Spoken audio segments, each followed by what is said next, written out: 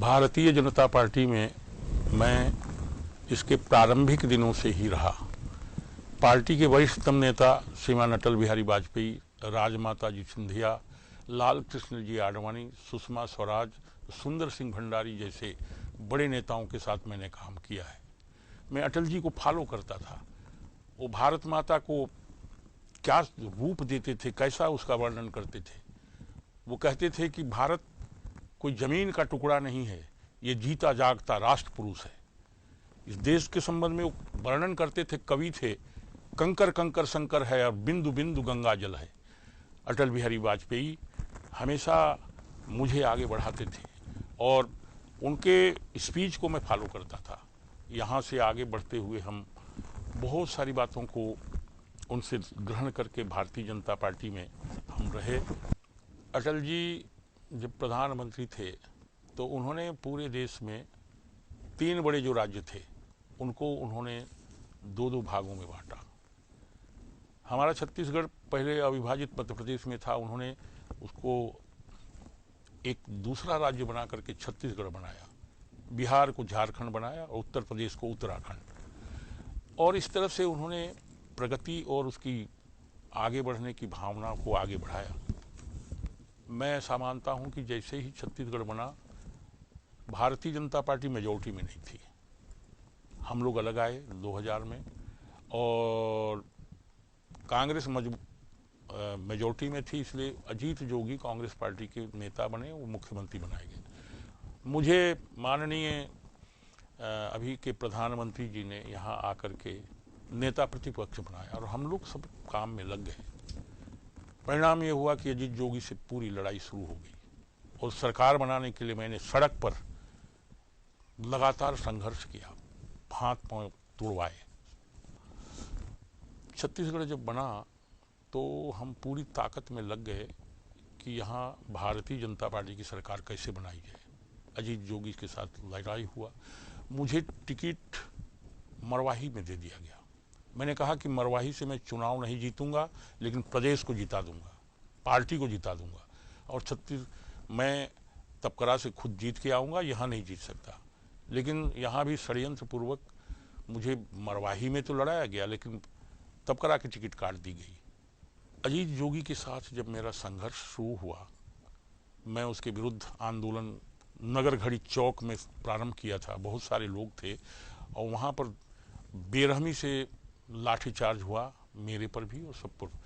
दाहिने पैर का घुटना टूट गया और 166 लोग घायल हो गए। उसके बाद में मैं प्लास्टर बांध करके पूरे प्रदेश का दौरा किया और इस दौरे के कारण अजीत जोगी हिल गए और परिणाम ये हुआ कि जैसे चुनाव का समय आते गया, हम बहुत तेजी से पार्टी को ऊपर ले आए। जब सरकार बड़े चुनाव हुआ तो भारतीय जनता पार्टी विजयी हो गई, लेकिन वहाँ मुझे आकर के बताया गया पार्टी के नेताओं के द्वारा, क्योंकि मुझे एक टिकट काट दी गई थी, कि बोले मुख्यमंत्री आपको ही बनाना था, लेकिन आप चुनाव नहीं जीत पाए। और परिणाम ये हुआ कि किसी अन्य को बना दिया गया और लाठी डंडा, मेहनत, परिश्रम हमने किया और हमको किसी भी प्रकार के किसी दायित्व से वंचित कर दिया गया। सबसे एक महत्वपूर्ण बात है, उस समय जब भारतीय जनता पार्टी की सरकार थी, उसके निर्माण में सबसे बड़े एक हमारे योजनाकार, लड़ाकू और तेजस्वी नेता थे दिलीप सिंह जूदेव। बंधुवर दिलीप सिंह जी अपने मूंछ को दांव पर लगा करके कहा कि अगर सरकार नहीं बनेगी तो हम मूंछ एक तरफ काट देंगे, और उन्होंने बहुत परिश्रम किया।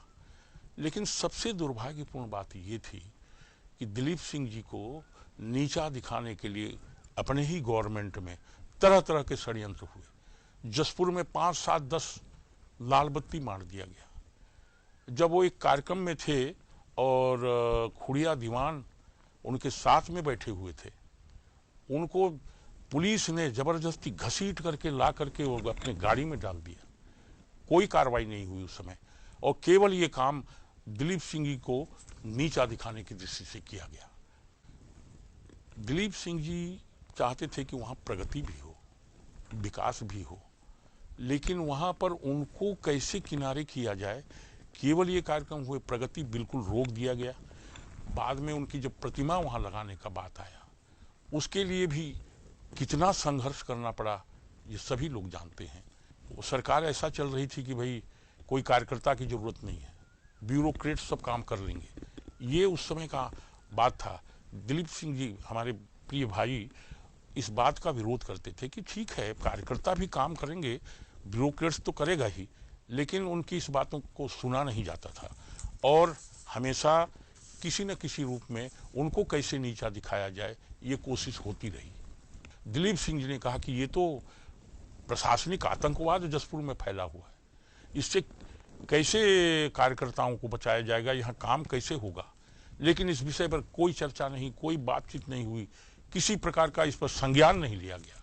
आज जब एक घटना हुई थी गेंद सिंह के ऊपर, कम से कम उसमें 2 पुलिस वाले सस्पेंड हुए, एक एसडीओपी निलंबित हो गया और वहाँ पर कुछ हालांकि धरने वरने कुछ कर रहे हैं उसके विरुद्ध में, वो विफल हो गया है, लेकिन कुछ तो हुआ।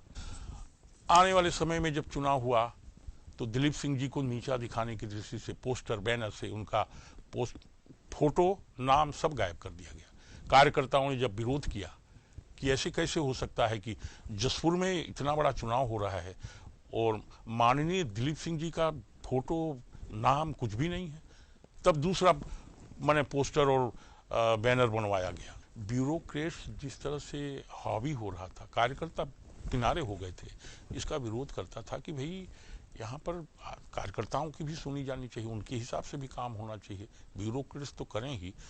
तो इस बात को मैं कहूँ नहीं, ऐसा करके हमेशा छत्तीसगढ़ से मुझे बाहर रखा जाता था ताकि हम इन सारी बातों को कह न पाएँ, देख न पाएँ और वो मनमानी करते रहें। मैं जनजाति आदिवासी समाज के होने के कारण बहुत सारी समस्याओं को लेकर के उस समय भी हमारे समाज के लोग आते थे, आज भी आते हैं। तो मैं उनकी समस्याओं के समाधान की दृष्टि से हमेशा कहता था कि भैया ये जो जनजाति वर्ग है इसका समाधान भी होना चाहिए। जो मंत्री हैं और बड़े मंत्री लोग हैं उनको बोलता था, लेकिन उस समय मेरे विरुद्ध में एक बात कही जाती थी कि आदिवासियों की मीटिंग करके ये तो हमेशा आदिवासी मुख्यमंत्री की बात करते हैं और लोगों को भड़काते रहते हैं। मैंने कहा कि ठीक है, मुझे कभी पत्रकार पूछते थे तो बोलता था कि ये आदिवासी स्टेट है, आदिवासी मुख्यमंत्री हो तो बहुत अच्छी बात है, लेकिन ये निर्णय करने का काम केंद्रीय नेतृत्व का है, केंद्रीय संगठन का है, ये भी बात करता था। अभी ये स्थिति हो गई है, भारतीय जनता पार्टी के जो कार्यकर्ता हैं, मैं बहुत पुराने समय से पार्टी में काम कर रहा हूँ, इसको आगे बढ़ाने के लिए, खड़ा करने के लिए बहुत सारे लोग जुड़े हुए हैं। उनके बहुत सारे फोटो भी मेरे साथ में शायद हों।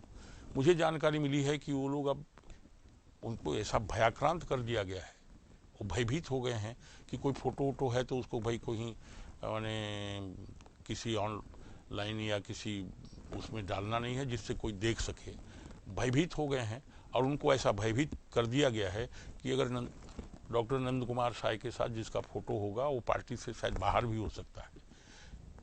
इस तरह से करके जिस पार्टी को मैंने बहुत लंबे समय तक अटल बिहारी वाजपेयी से लेकर अब तक निरंतर उसको मजबूत करने में लगा रहा, लेकिन अब ऐसा हो गया है कि मेरे साथ कोई दिख जाए, मेरा फोटो किसी के प्रति लगा हुआ हो, मैं बताना नहीं चाहता। एक व्यक्ति ने कहा कि भैया वो जो फोटो तुम डालने वाले थे उसको डालना मत, उसमें साई जी का साथ है।